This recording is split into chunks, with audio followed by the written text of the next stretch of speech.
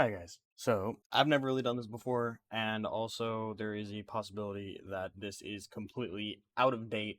However, I want to at least make a couple videos or one big video, I don't know yet, going over the League of Legends Realms of Runeterra official companion, because probably much like most of you, I am currently reeling from the ending of Arcane. An amazing show. If you haven't seen it, go watch it. But I think honestly that this is an amazing book telling you all about the world that League of Legends takes place in and what we will most likely see when it comes to the next Arcane shows, or Riot shows, however you want to describe it. Going over this, we have multiple different chapters talking about each and every different place. We have a whole bunch of them, actually.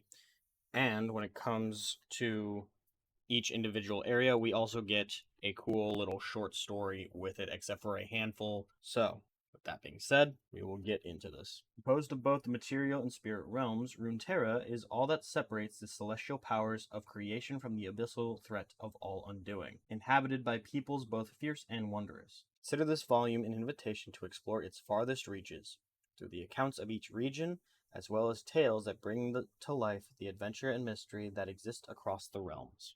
We first start with Targon. To better understand Runeterra, one might start with Targon, where the legends of the world's creation often begin.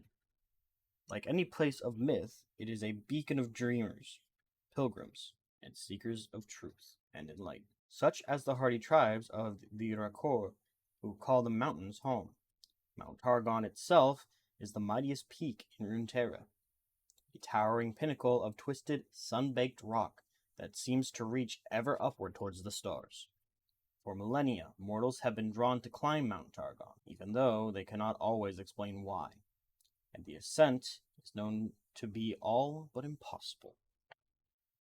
The life around the mountain. The Solari. While nearly all Rakor worship the sun, those who completely devote their lives to it are known as the Solari. As the dominant religious sect in Mount Targon, the Solari believes the sun is the source of all life. All other light sources are false, and a threat to the future of their people.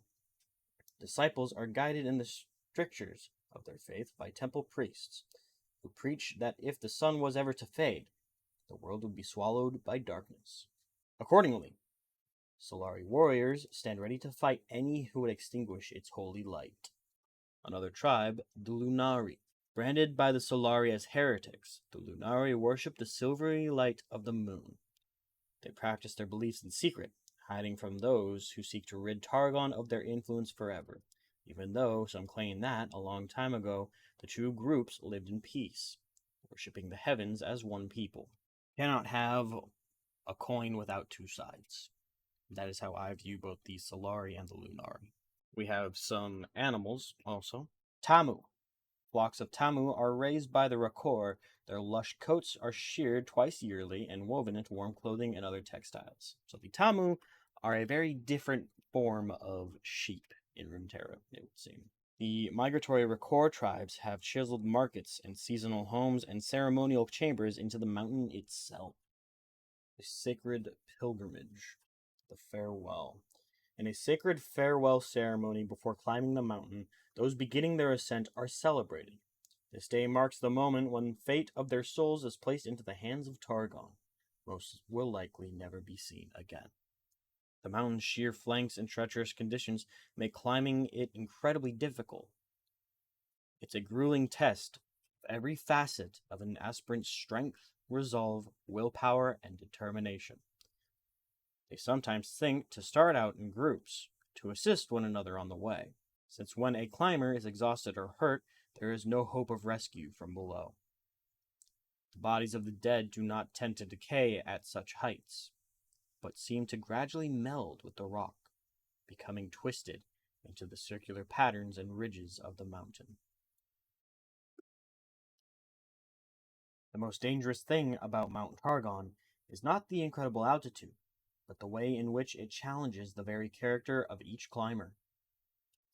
The Rakor regard the ascent as a trial of an aspirant's spirit, as the inevitable solitude becomes unendurable, and they suffer maddening, distracting visions of other times, places, and personal regrets. piercing the heavens. Reaching the summit, in the rare event that a mortal reaches Targon's peak, the heavens open before them in a dazzling display of cosmic aurorae. Few ever bear witness to that radiant sight, far above the cloud line and beneath the glittering stars, where it is said that timeless godlike beings dwell in a wondrous city of gold and silver. Skies around Mount Targon shimmer with celestial majesty, the radiance of sun and moon alike, fiery comets streaking the darkness, and constellations of stars that can be seen from nowhere else on Runterra. The Rakor have long held all of these aspects of great unknowable stellar beings, powerful and ancient, on a scale beyond mortal imagining. Indeed, once every few generations, one of these aspects may descend from the mountain within the body of a climber they have deemed worthy. Such an occurrence is the stuff of legend, and it is likely that these divine creatures shaped the destiny of the world in ages past. So, personal opinions about Mount Targon besides what we have just read about it. It is the place that a bunch of the aspects, or champions of the aspects, come from when they scale the mountain. A lot of people do not make it. It is a very harsh test to see if they are worthy of becoming ascended. The Rakor, i.e. the Solari and the Lunari, are part of it, and it is very much a harsh living environment. However, they also have culturally a very rich home. A lot of people think that that's where the origin of Runeterra is, especially because if you don't know, you don't. There's no way for you to know. It doesn't even tell you in this book. Mount Targon is where Aurelian's soul, the creator of the stars and the universe essentially, is. And if I'm wrong about that, try not to kill me in the comments. It is a very influential place. It is a very important place in all of Runeterra. So, with that, we close out the chapter on Targon and we will move into Ionia. Ionia. Surrounded by treacherous seas, Ionia is composed of a number of allied provinces, scattered across a massive archipelago, known to many as the First Lands, since Ionian culture has long been shaped by the pursuit of balance in all things. The border between the material and spirit realms tends to be more permeable here, especially in the wild forests and mountains. Although these lands' enchantments can be fickle, its creatures dangerous and fey. For many centuries, most Ionians led lives of plenty. The warrior monasteries, provincial militias, and even Ionia itself have been enough to protect them. But that ended 12 years ago, when Noxus attacked the First Lands. The Empire's seemingly endless war host savaged Ionia, and were defeated only after many years and at a great cost. Now, Ionia exists in an uneasy peace. Different reactions to the war have divided the region. Some groups, such as the Sojin monks or the King Hu, seek a return to isolationist pacifism and pastoral traditions. Other more radical factions, such as Navori Brotherhood and the Order of Shadow, demand a militarization of the land's magic to create a single unified nation that can take vengeance on Noxus. The fate of Ionia hangs in a delicate balance that few are willing to overturn, but all can feel shifting uneasily beneath their feet. The First Lands. Magic suffuses every part of Ionia. Its people, its history, and most of all, the land itself. All aspects of life here hang in a balance, with still so much left to be discovered and explored. Those who call this vast continent home strive to find harmony among the diverse races and habitats, far older than most others on Runterra. Ionia is home to many rare and ancient spirits and animals hidden away from the world and seen by only a lucky few. Even the sea teems with magical life, existing in a state of constant change and renewal. It is certain Ionia has much longer and richer history than any living soul could claim to know. Indeed, in more remote and mountainous highlands, the landscape is still littered with evidence of great wars from ages past. Instead of clearing the ruins, the Ionians chose to respect what remains, even if they no longer fully understand what it represents. This is talking about the Titans that came from the stars. Personally, I don't know too much about them as of this moment, but you can see here in this picture a giant face with a person in a cloak, giant swords. From what I do know, there was a war against these Titans and the Ionians and the Vastaya and Vashare. Um, it much like the war with Noxus, it was a great cost to Ionia. Mystic allies. The people of Ionia's many provinces have always seen themselves as part of the natural world and adapted their ways to live alongside all manner of fantastical flora and fauna. To outsiders, such a close relationship may appear strange, but it is through this interdependence that both the land and its inhabitants have thrived for countless generations. The pursuit of balance is central to Ionian beliefs and culture. The people living here measure their deeds against the world around them. They live as one with nature, rather than bending it to their needs. Regarding the great monasteries, though the birthplace of many specialized forms of martial arts, Ionia maintains no standing armies. Rather, the ways of battle are tied to different philosophies, passed on with reverence and care. In the northeastern mountains, the monastery of Hirana has long been a sanctuary for those seeking to better and understand their connection to the spirit realm. Harmony and balance. Due to the uniquely thin boundary between realms, natural magic and spirits suffuse every aspect of the land and culture. Ionians have generally embraced that relationship, though there have always been those who, at times, would seek to turn it to their own benefit. The land and weather and all their related spirits respond to both positive and negative stimuli. Those in tune with the earth can harvest bountiful crops, while those who live as one with the tides will always find their nets full. Invading armies, however, can expect the spirit of Ionia to resist them. Ionians' lives and their notions of permanence are often substantially different from other Runterrans. Even the most mundane seasonal task can be radically transformed by this. These land fishers collect gains and fruits throughout the long summers by attuning themselves to ever-changing magical currents in the rivers of grass. Ionia's millennia of isolation has meant that this balance-attuned culture places a high value on keeping up healthy traditions. These customs and attitudes often manifest in Ionian architecture. The structures built here are characterized by a sense of natural flow and grace, aspiring to reflect the ethereal beauty of the land. Also, grand open spaces ensure that one is never fully divorced from what organically existed there before. Ionians try to avoid cutting down trees, so as not to offend or harm the tree's spirits. Instead, wood weavers magically persuade them to grow into shapes needed for the structure being built.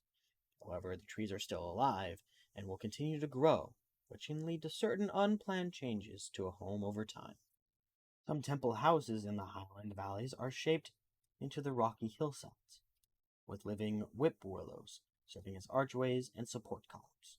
The transitions between the walls and other elements of these sacred buildings are smooth to the touch, with few hard edges and corners. Ionian architecture often includes organically curved, tiled, and shilled roofs. Here, branches extend outward from the trees within this building. Rural life. Living in harmony with the land means that form tends to follow nature. Farms and villages sit gracefully within the environment, their floors, doors, and walls echoing the rise and fall of the earth and sky. Ionia is home to countless schools and temples, which train disciplined students in ancient martial arts and esoteric philosophy. Deadly and graceful, these fighters, mages, dancers, and scholars spend years in training, hoping to master their craft. During and after the Noxian invasion, many of these traditions were shaken. Extreme, hardline interpretations of their former beliefs are becoming more prevalent, as each practitioner struggles to make sense of the world in the aftermath of all they have witnessed. The path of enlightenment. While it is true that harmony is sought by the most in Ionia, Few are so far along its path as to be considered truly enlightened beings. Their ideals are lofty, but not all can live up to them. The Ionians can be just as driven by hate, lust, anger, and love as any Runterra. From Hirana to the Placidium of Nevori, there are places of sanctuary open to those trying to better understand themselves. The Kinku. This serene order is dedicated to preserving a balance between the physical world and the spirit realm, without showing a preference for either. They follow a single leader bearing the title the Eye of Twilight, who is charged above all with solemn duty known as watching the stars. The Order of Shadow. These assassins have taken it upon themselves to defend Ionia from all outsiders, and to move aggressively towards militarization of their homeland. Members of the Order traditionally spend several years learning the forbidden arts of shadow magic. Two of the most prevalent characters in Runeterra or League of Legends that we know of that are from the Order of Shadows is Zed and Kain. Kain being Zed's pupil. And now we move on to the Vastaya Shirei. In an age lost to myth, the harmony of the First Lands was shattered by war between mortals and a race of titans that have come from the skies above. Calling upon the wisdom of their ancestors, the most enlightened mortals took the power of the spirit realm into themselves, becoming the Vastaya Shirei, deathless shape-changers who could wield the natural world itself as a weapon. The Titans were eventually defeated, and the Vastaya Shirei were hailed as heroes of the age. Even so, they refused to put themselves above their mortal kin, choosing instead to live among them as equals. Mysteries of the Vastaya. The Vastaya are mystical chimeric beings, neither mortal nor truly immortal, who are greatly attuned to the magic of Runterra. Descended from the Vastaya Shirei, they long ago formed their own tribes. For thousands of years, the Vastaya have sought to uphold their own spiritual legacy, even when it would bring them into conflict with one another. More recently, as humans have continued to disrupt the currents of magic in the world, relations with many of the Vastayan tribes have soured. No new Vastaya have been born in several mortal lifetimes, and it could be that this ancient race now perceives another time of great change approaching. The Great Stand. Located in the heart of Ionia, the Placidium of Navori is a symbolic location steeped in tradition. As such, it was a tempting target for the Noxian general Jericho Swain, who knew the Ionian resistance and would never willingly surrender unless their spirit could be crushed. But Ionia was far from united in its defiance of Noxus. Swain had secured the loyalty of disaffected Vastaya, who wanted to protect their ancient magical forests from future destruction or conquest. These unlikely allies helped the Noxians take the Placidium's guardians prisoner. Although far fewer in number, their superior position allowed them to draw the Ionian reinforcements into a trap. The courtyards and causeways of the Placidium became a fierce battleground until the general himself was brought low by the outraged warriors he had originally captured. The Noxians were routed and their Vastayan agents slaughtered as they fled along with them. The Blade Dancer. The rumor that Irelia, a young blade dancer from Navori, had cut down the Noxian general quickly, turned into a rallying call for Ionians everywhere. While some still urged meditations on balance, more began to fight back. With magic, with blade and bow, or by stealth and cunning. The people of Navori, in particular, were drawn into endless running battles with the Empire's remaining warbands.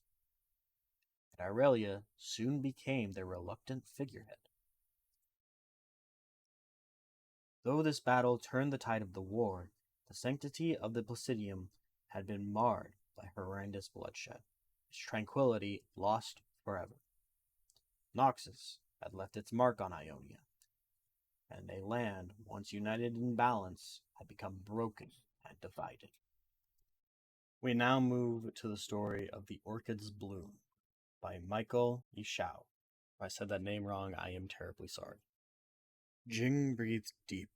The scent of orchid petals wafted on the air, carried by the breeze that danced through the open doors.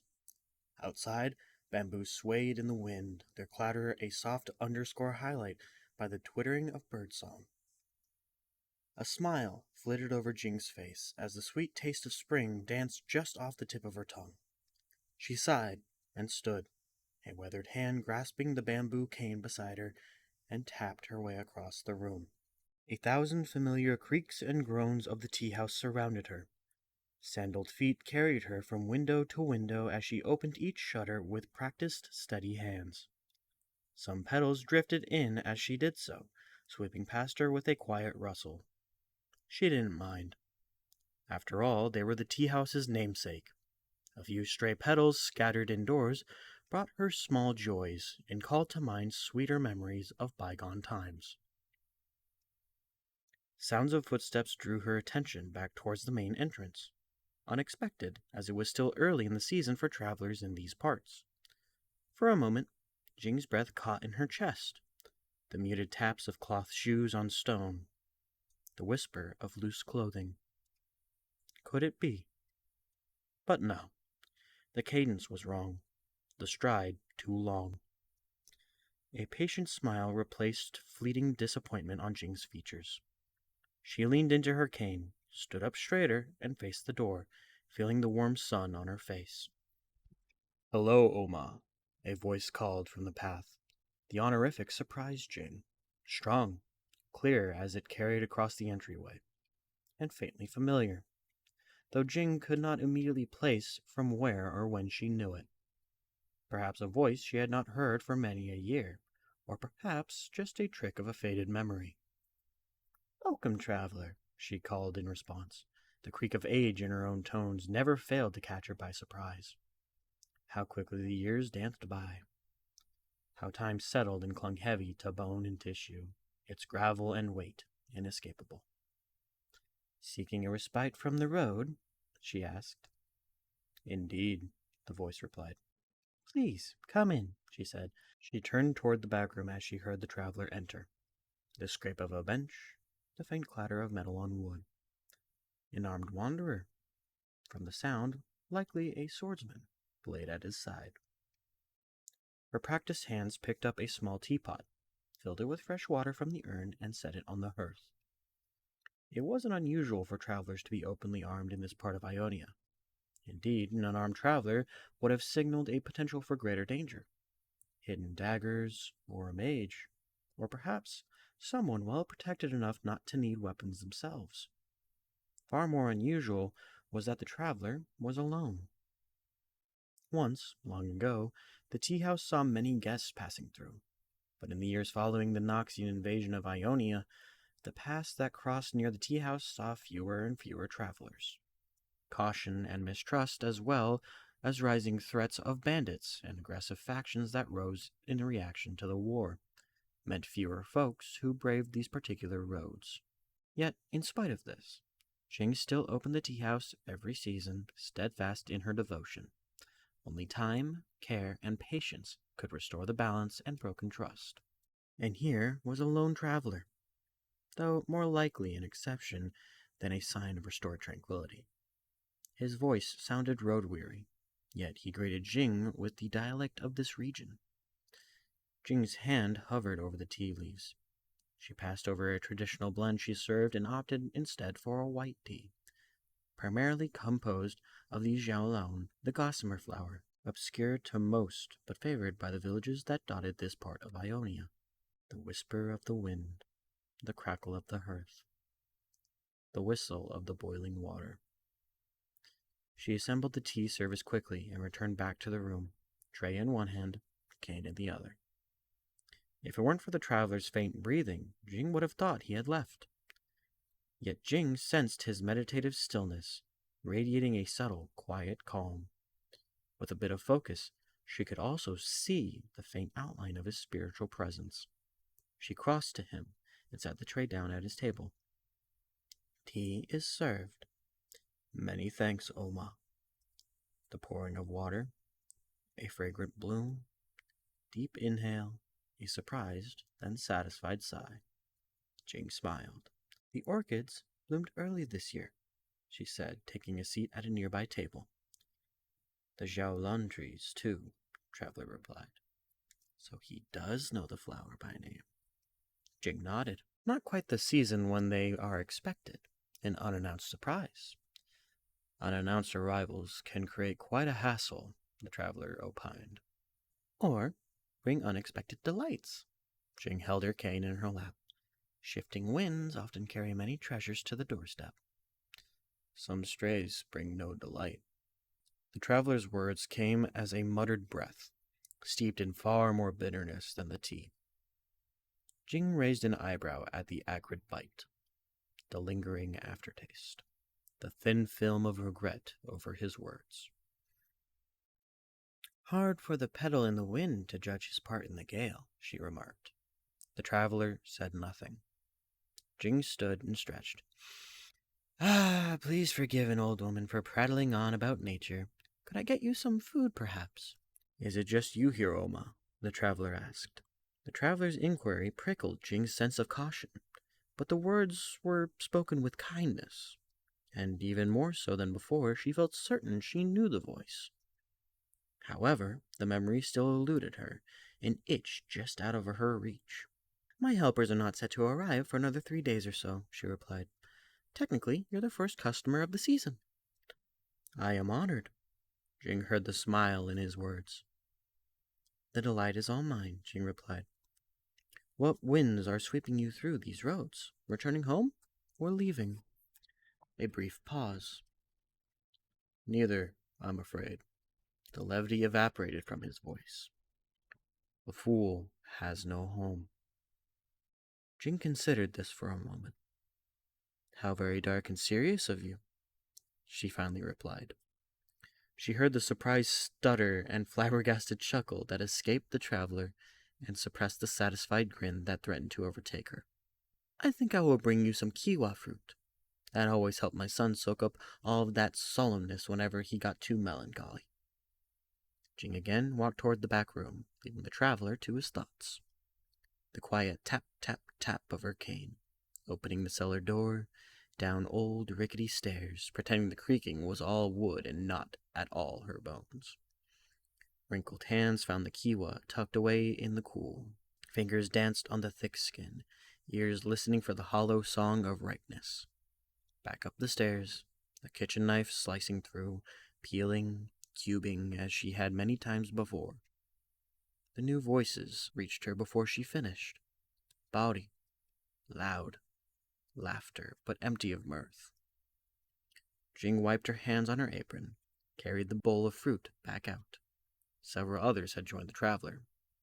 Well, join perhaps was a strong word.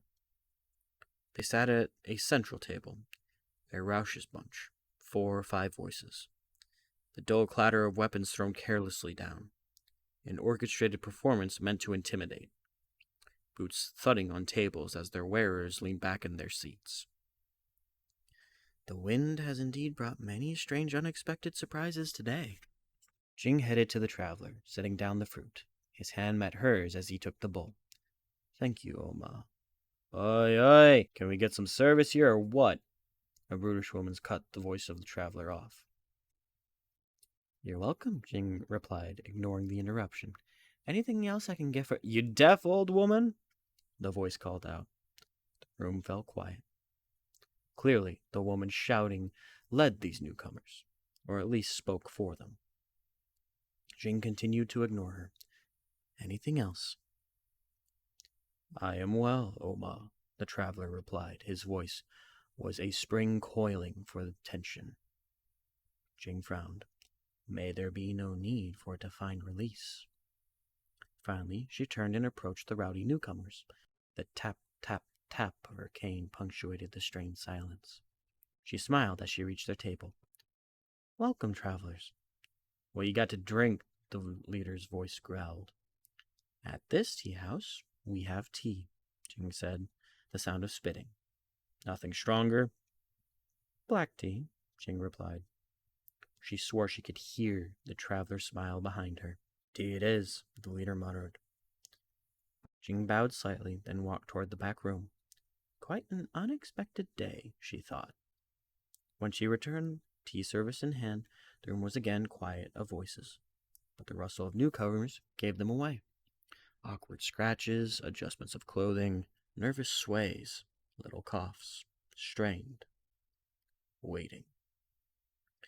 Jing sighed, fairly certain of what was to come. At least it seemed the traveler had left. Jing no longer heard his breath from the far table. Sure enough, as she approached, a sudden sounded as the gang shifted a foot out to trip her. Jing stumbled forward before catching herself. The teapot shifted on the tray, and she heard a few drops slosh onto the table. Immediately, the figures leapt up. "You spilled hot tea on me, oaf," a young man's voice shouted. Jing suppressed the urge to roll her eyes at the performative anger. "Careless fool," another said. "My apologies," Jing said, with a slight bow of her head. Jing heard the leader step in, felt her lean close, hot breath bearing down. "You hurt Bran," she said. "How are you going to repay that?" Jing turned to face the leader, her face impassive. "This seems a lot of effort to get a free pot of tea." "Insolent relic," the leader snarled. Clatter as hands found weapons. A din as the group pressed closer. Jing's grip tightened on her cane. "Insolence does indeed fill this house, but it does not pour forth from Oma." Jing turned, surprised. The traveler had not left. His voice rang out, clarion, from his seat. Yet Jing had not heard a single sound nor felt his presence at all, just a moment ago.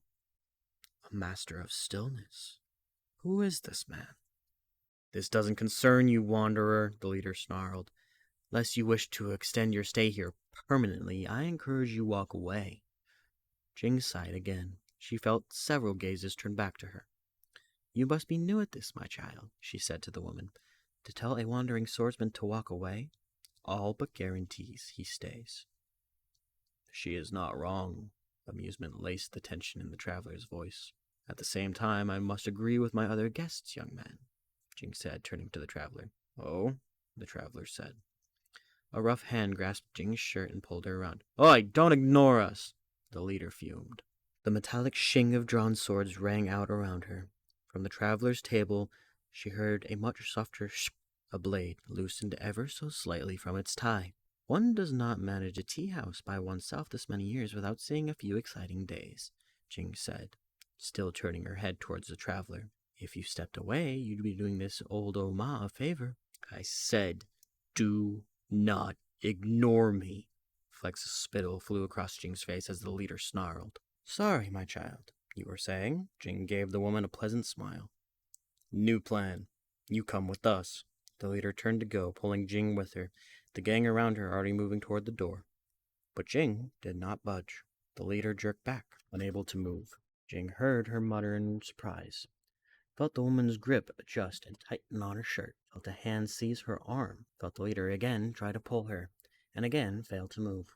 "I'm so sorry, child, but I cannot leave." Jing shook her head sadly. "You see, I am waiting for someone." Other hands grasped her and pulled, muscles straining. Jing deepened her breath, focusing motes of spiritual power to her legs, strengthening her stance. She remained frozen, immovable against the grunts of effort. "Cut her legs. He only said to bring her back alive, not well," panted the leader. Two of the gang approached, and that's when Jing felt, almost before she heard, the traveler dash into motion. A gust of wind cut through the crowd. Jing felt the breeze of two thrusts slide deftly by her, followed by the delayed howls of their recipients. The metallic smell of blood washed over her.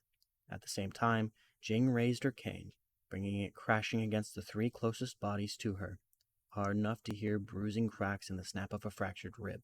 She spun inward toward the traveler, her stance keeping her feet grounded on the floor, gliding in flowing arcs as her grip shifted on her cane to hold it as a short staff. The maneuver took mere seconds, but left the five attackers spread around the two in the middle, battered and bruised. "Impressive swordplay, unimpressive listening skills," Jing admonished. She felt the traveler shrug. "Apologies, Oma." Before her, one of the gang let out a scream and charged. Jing scoffed. How undisciplined to give away his one advantage before his attack. She led with an easy parry using her cane, leveraged a gentle shift to send his momentum careening past, and followed through with a casual spin leading to a smack across his rear. Behind her, she heard heavy strides as 3 of the others lunged toward the traveler. Jing listened as the traveler's footsteps pattered like rain.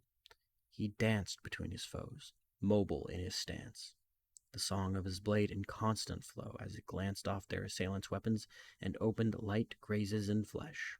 Well, this is indeed an unexpected delight, Jing said as she blocked blows from 2 attackers. Do you often find joy in attempted kidnappings? The traveler asked. Not every day an old lady gets to stretch her limbs, Jing said, much less with such a natural with a blade. You honor me, the traveler said. Jing brought her bamboo cane cracking across a kneecap and heard a foe fall with a stifled cry. I haven't heard footwork such as yours in many a season, she remarked, and your blade sings quite a unique song. I am but a humble student before Oma, the traveler deferred. Quit prattling, the leader's voice cut through their conversation as her sword cut through the air with her lunge. Noisy storms rattle the shutters, demanding attention. Jing sidestepped, then followed with a feint with her cane. But gentle rains are more likely to inspire the poet seated inside. What does that even mean? Growled the leader as she swung her blade to parry. In the resultant opening, Jing shifted her stance inside the leader's reach. It means you're loud, Jing said, bringing her weapon down to rap the leader on the head. And that you should consider being less loud, she concluded. The woman stumbled back 2 steps, cursing. Jing leaned her weight back, shifting into an empty stance, cane held low. She listened to the soft groans around her.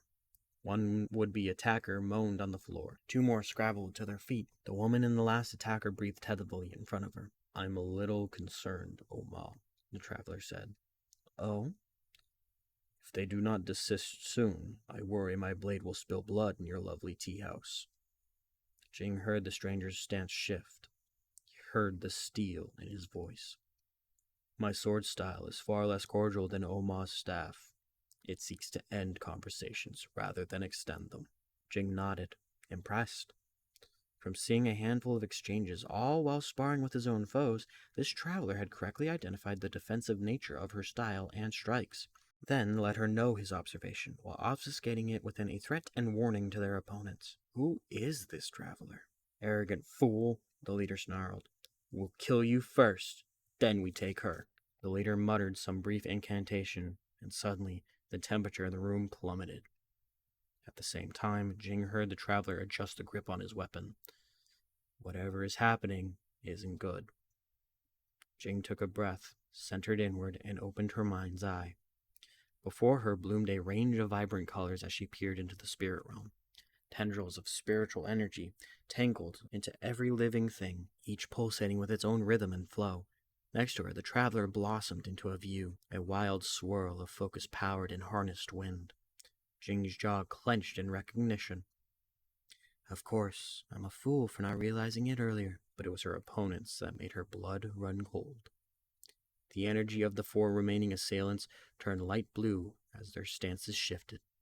The spiritual energy from their forms extended through their swords, igniting their weapons with a soft glow of elemental frost.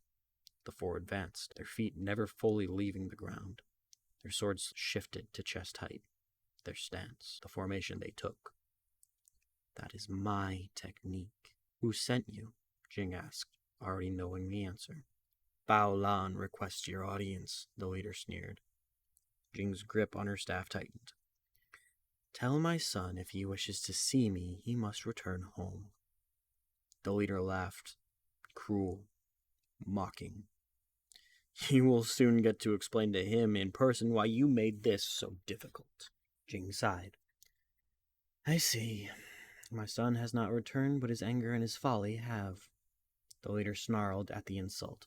The 4 attacked. Jing blocked the first strike with her cane. Immediately, ice formed and clung to her weapon. The second assailant struck her exposed side, and though she twisted to evade, the aura of shocking cold robbed her of breath. Beside her, she saw the other 2 press the traveler hard, sword shimmering with her frost technique. They moved with her footwork, decent mastery, strong form, but the use of bladed weapons and aggressive gambits of their strikes deviated from her teachings. Jing felt a bitter twinge in her chest. How far have you meandered off the path, my son? Jing continued to parry and block, feeling her weapon grow heavier and slower as each strike sent more cold through her. Beside her, Jing felt the traveler dodge and evade, clearly aware from the first parry that stopping blows with his blade slowly sapped his energy and heat. Her spiritual sight also revealed him drawing his own power, and the wind surrounding him sharpening with every movement. He's building towards something big, Jing realized. I better end this first, lest he cuts down half my tea house.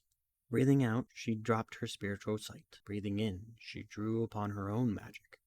Spiraling out from her, ice crystals encrusted all surface at a miraculous pace. The temperature within the tea house plummeted. With a spin, she gripped her cane in both hands near one end. She heard the assailants' frantic steps as they all charged her, trying to stop her from finishing her move. Smart, but too slow. Jing brought her cane down on the floor with force. Cease. In the epicenter of where her cane struck, sheets of ice burst forth with a roar, engulfing everyone and everything before her. Silence. Stillness. Jing broke her cane free of ice. She set it back down on the floor and leaned on it, catching her breath. I am getting old, she thought. That should not have winded me like it did. I apologize, Oma, the traveler said beside her. Jing took satisfaction in the slight chatter of teeth that accompanied his words. I should have trusted you when you requested I leave, he said. Clearly, you do not need my meddling. Only a fool would deign to make demands of where the wind would go. Jing's words broke short and curt. An uncomfortable silence followed. The traveler started to respond. But that was when Jing heard the ice crack. She turned and flared her spirit sight just as the ice before her shattered, shards exploding outward. Jing stared, shocked, as a blur of blue aura dashed towards her, twinged black by a growing heart of shadow. The leader let out an inhuman, guttural growl, and Jing felt the sword tip pierce her abdomen, pouring biting cold into her body before she could even raise her cane. Hasagi! A wind whirl blasted her assailant back, sending a gale crashing against the ice. Frozen debris cascaded out the front door of the tea house as the leader bounced once, twice on the ground, then finally lay still. Jing raised a hand to her stomach and felt the wet of blood. She stumbled to one knee, her can slipping from her other hand and clattering to the ground. Immediately, the traveler swooped to her side. Oma, you're injured, he said, one hand under her arm, the other on her back. Jing held up a hand. I will be fine. The cut was not deep. She pulled away from the traveler's assistance, clutching her shirt to the wound to staunch the bleeding. She drew her other hand in a circular motion before her chest, coaxing the cold magic creeping through her veins out of her body. I was slow, the traveler said, voice tinged with concern. I almost failed you. Jing shook her head. Always blaming yourself. You haven't changed one bit, Yasuo. Jing heard the traveler straighten slowly to standing. I suppose the wind technique gave me away. Jing let loose a singular laugh. I'm a bit embarrassed it took this long for me to identify Elder Suma's star pupil. Even after all these years, you're still quite famous in these parts. Jing released the pressure from her wound. It appeared the bleeding had almost stopped, though her shirt was surely ruined. A pity, she thought. It was one of my favorites. With a practiced hand, Jing cast about and picked up her cane. Behind her, she heard a tense shift in Yasuo's stance, a soft clatter as he raised his sword. Oh, stop being melodramatic. I'm not going to try and kill you, Jing said. She took her cane and tapped her way to the chair. Besides, I've heard you've been acquitted, exonerated, that a foreigner, an invader, was found guilty of his death. The guilt is still mine to bear. My negligence meant I was not there to protect him. Jing heard the raw pain in his voice. I could have saved him. Jing sighed. How arrogant of you to assume so. I could have tried. I should have been there, and instead he is dead. And the stranger who bore the wind technique, whose weapon he shattered, now shoulders the guilt I should have prevented. For a disciple of air, taught to dance light upon empty breath, you sure are eager to take on all the heaviest burdens, Jing said. So, here you are, Yasuo, the brooding wanderer, haunted by guilt. The leaf blown in the wind. The fool with no home. Will you continue running? Denying your birthplace? Do you expect me to find peace, Oma? The gravel of anger edged into Yasuo's voice. I cannot forget my actions.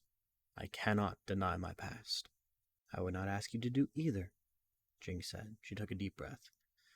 I could not. I would be lying, Yasuo, if I told you that I harbor no resentment towards you.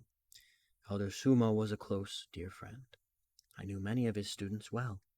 I knew your brother well. For the first time, Jing heard Yasuo's breath lose its calm. She shook her head, sadness gripping her heart. But you cannot journey forward to atonement if you cling to your past failings. Silence settled over the room. Jing stood and began shuffling toward the back room. What are you doing, Oma? Yasuo asked. Jing waved him off. Please call me Jing. If I hear Oma one more time, I'm in real danger of crumbling to dust before your very eyes, she said. Elder Jing, Yasuo began. Jing heaved a dramatic sigh. Jing, Yasuo amended. Jing turned back towards him. I'm grabbing my broom to start cleaning this mess. Jing gestured to her clothes. Also, I need to change out of this shirt. I'm sure it looks just dreadful. You look fine, Yasuo said. You're terrible at lying, Jing said. Yasuo walked toward Jing. I could help, he offered, with the cleaning. These are my responsibilities, Jing said. Especially them. Jing gestured out across the tea house. I'll need to thaw them out, wake them up, and send them back on their way. You're letting them go? Yasuo asked, incredulous. Well, not the one you cut with the wind, Jing said. She seems fairly dead from the 1,000 slashes you administered. But they tried to kidnap you. They're disciples of my son, Jing replied. Misguided as he is, they all have lost their way. Yasuo spoke, his voice hard. Errant branches should be pruned, not nurtured. Jing raised an eyebrow. A surprising assessment from one many would call an errant branch. She continued, speaking over Yasuo's protest. I am the one responsible for my son walking away from the righteous path. You cannot blame yourself for the actions of your children, Yasuo said. Have you ever taken a pupil, Yasuo? Jing's voice tensed for the first time. Not as formally as such, but yes, Yasuo's reply came tentatively. If they strayed, would you not feel responsible? Would you not be responsible? Yasuo's silence was answer enough for Jing. Children, students, we love them even when they err. Perhaps most of all when they err. Jing's voice softened as she spoke. My son has lost his way. The Noxian War changed him, broke his heart, made him impatient and angry. Jing tapped her way back to Yasuo and turned her face up towards his. I have failed him as a teacher, and as his mother. I waited for him to return home, hoping his broken heart would heal, but now it is clear that I must find him, speak with him, remind him of the path to balance. He sent these brutes to take you. Do you not worry that when you meet again, he would be consumed by malice? If we must first speak with staff and blade, then so be it. Jing patted Yasuo's shoulder. But you shouldn't waste your energy worrying about an old woman such as me. You have your whole life ahead of you, and plenty of your own demons to contend with. Jing turned her face toward the open tea house door, breathing in the scent of orchids. These are uncertain times in Ionia. Self-reflection must be balanced with actions outside the self. Perhaps we will both find greater clarity within when we seek answers outside of ourselves. A breeze began to set bamboo clattering. Tentative birdsong slowly returned, breaking the silence that had followed the fight. I do not know where to go next, Yasuo said, soft and underspoken, but Jing heard the heartbreak beneath. You are a man of strength who knows the meaning of loss. There are plenty of folks who lack both, Jing said. Instead of drifting in the wind, perhaps you can harness it to lead you to those in need, wherever that may be. Jing lifted her cane and gave a light tap to Yasuo's forehead. But for now, you should get out of my tea house. I have much cleaning to do. Jing listened as Yasuo stood and retied his blade to his side. Thank you, Jing, and thank you for the tea. It was nice to have a taste of home. Home is home, Jing replied, no matter past trespasses nor how far you may roam. I hope your son realizes that, Yasuo said. Jing smiled, bittersweet. I do as well.